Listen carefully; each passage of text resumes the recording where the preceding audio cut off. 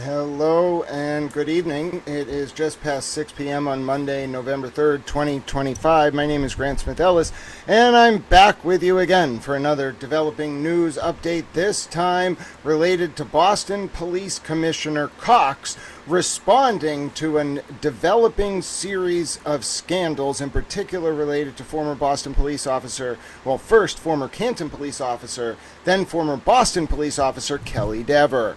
Now, Kelly Dever was an integral witness during the John O'Keefe and Karen Reed trial about one specific series of events in the early morning of January 29, 2022, not really related to John's death per se, but related to the then chief of the Canton Police Department, Ken Berkowitz, who was also potentially the person that went to the FBI about Brian Tully's MSP unit, Mass State Police Unit, detailed to the Norfolk DA, who was the same people that investigated Karen Reed for John's death. Berkowitz was the same person who apparently went to the FBI in 2022 about Tully's unit through John Fanning, covering up Sandra Birchmore's death at the hands of former Stoughton cop Matthew Farwell.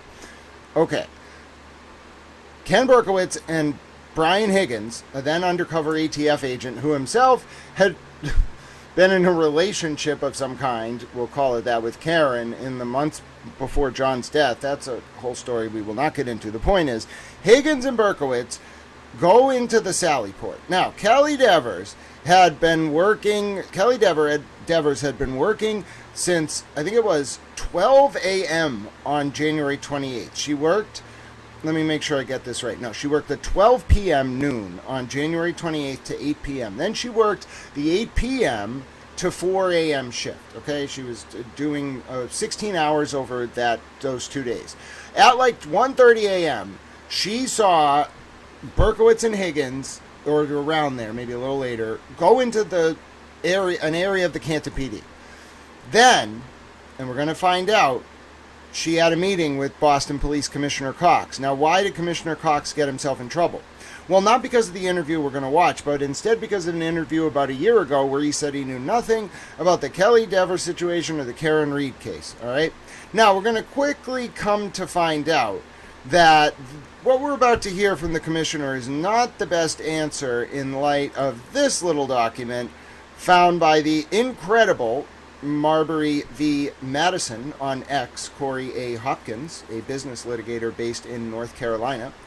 Towell really likes Marbury v. Madison because, first of all, Marbury v. Madison's an awesome case, and it entrenches the supremacy of the judiciary as to saying what the law is by virtue of the Constitution. Solved a very complex problem related to the Judiciary Act of 1789, and in particular the emergence of political parties in 1796, and in particular 1800, and a slew of last-minute appointments by President Adams, and a refusal by President Jefferson to commission the Secretary of State, or one of the refusal by Jefferson's Secretary of State, Madison, to commission a justice of the peace, but it really was about the supremacy of the judiciary branch. Marbury v. Madison uses a lot of FOIAs, and what you're going to see right here is a FOIA request that resulted in this wonderful little document. And what does this show? All right, this document shows, folks, a letter from Stephen J. Kelleher, who's with the White Collar Public Corruption and Civil Rights Division of the FBI in Boston. It is a letter that Marbury v. Madison obtained via a FOIA, and it shows the DOJ reaching out to Commissioner Cox and saying, "Sir, hope all is well. Just a reminder, this was on February 22nd, 2024. The documents were released to the DA's office late last night." This has to do with federal documents about the investigation of John's death by the MSP unit run by Brian Tully, working for the Norfolk DA. "The officer we spoke about is Kelly Dever. If you have any questions at all, feel free to call me, VR Steve." Okay?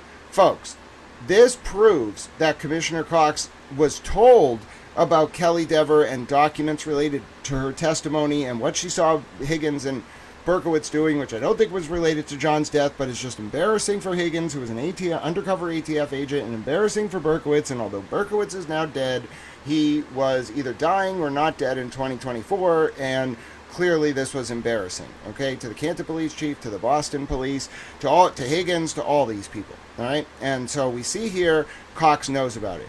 Cox then goes on a few months later. I think it was right after Karen's second trial, but it was some months after this initial email was sent to Cox. And Cox, in his infinite wisdom, tells Boston 25 or Channel 5 or whatever it was at a news conference that he's basically never heard of Kelly Devers or the Karen Reed and John O'Keefe case. Okay, that was a stupid thing to say, because then this FOIA comes out in recent weeks. That leads to Alan Jackson to send a Brady letter to Mayor Michelle Wu, the Democratic mayor of Boston running unopposed in the coming election, saying that Cox should be on the Brady list, I think it was. Yes, because Cox was not forthcoming about what he was told by the feds about Devers, okay? Now, this is Cox's response, and I just want to show you how bad of a response this is. Okay, this is a clip via Boston 25, just Cox's comment on these new developments, which, although Alan Jackson's Brady letter is what Cox was asked for comment on, even Alan Jackson himself has, rightfully so, given credit to Marbury v. Madison for their excellent find on this FOIA document that was unearthed. And this could cost Cox his position. All right, the Democrats in Boston already have the ire of President Trump. The DOJ is all over this unit, in my opinion, and the cover-up of Birchmore's death. Look at the DOJ's pattern of indictments, okay, recently. Not just the Jessica Leslie leaks, but also Sheriff Tompkins and other major Democrats. Look at what's going on here, folks. Think about the larger picture, the most recent indictment, the superseding indictment of Matt Farwell for the murder of Sandra Birchmore's unborn child. It's all coming together, and Commissioner Cox's answer is bad. And that's why I want to analyze it. It's not just like inappropriate. It is a bad answer. When I heard it, I had to immediately make a video to analyze it, because that's how bad this answer is. It's short, but I'm going to tell you how bad it is after we listen to it. But what I need, it's not to be asked this question ever again, because it hasn't pertained anything to do with the police department. My condolences to the O'Keefe family for, what they've gone through, and because we did lose the department member. But outside of that, this has nothing to do with us, and I'm not going to speak on this again. Okay, let me just make something clear. I'm not saying he was wrong. It's not wrong to invoke John's name, but doing it that way, that's grotesque. Okay, he didn't answer the question. He basically refused to do so. And again, if you didn't hear the statement, although I'm sure you did, he said, what I need is to not be asked this question ever again pertaining to anything to do with the police department. What? My condolences to the O'Keefe family for what they've gone through, because we did lose a department member. John O'Keefe was an honorable member of the Boston PD in the SA offenders unit. But outside of that, this has nothing to do with us, the Boston PD, and I am not going to speak on this again. No. That, you just cost yourself your job right there. I'm sorry. That was a terrible answer. Sorry for the volume. I'm just running it back. Terrible answer. The worst possible answer. You may well have just cost yourself your job because you ducked the question. Everyone knows that the question is about this document. Anyone following this knows. The implications are what Devers knew about Berkowitz and Higgins, okay, and maybe that's not the most serious thing. But as President Nixon said, it is not the crime, it's the cover-up. Okay, Devers, whatever she did, not wanting to talk about certain things about Higgins or Berkowitz unrelated to John's death, just because it's kind of embarrassing, that is not a problem, really. Okay, it's a minor thing.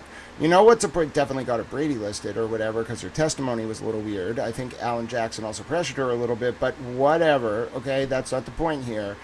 Cox's response, that was bad.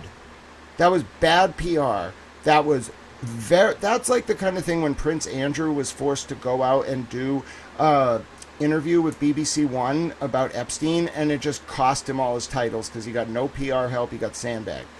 That kind of thing. Whoever, like, somebody didn't prep him, or the people he was talking to didn't even think this would come up.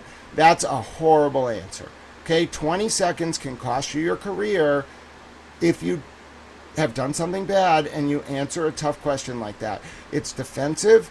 It shows you have something to hide. It undermines people's faith in your ability to answer those kind of questions. Okay?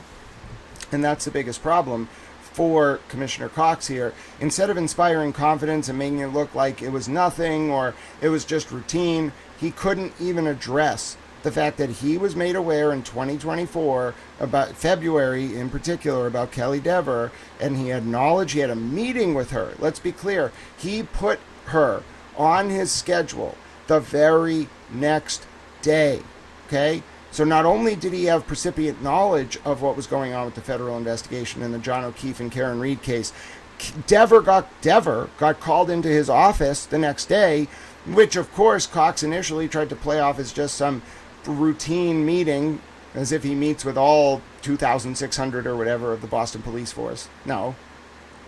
Come on, folks. Come on, folks. Do we see what's playing out here?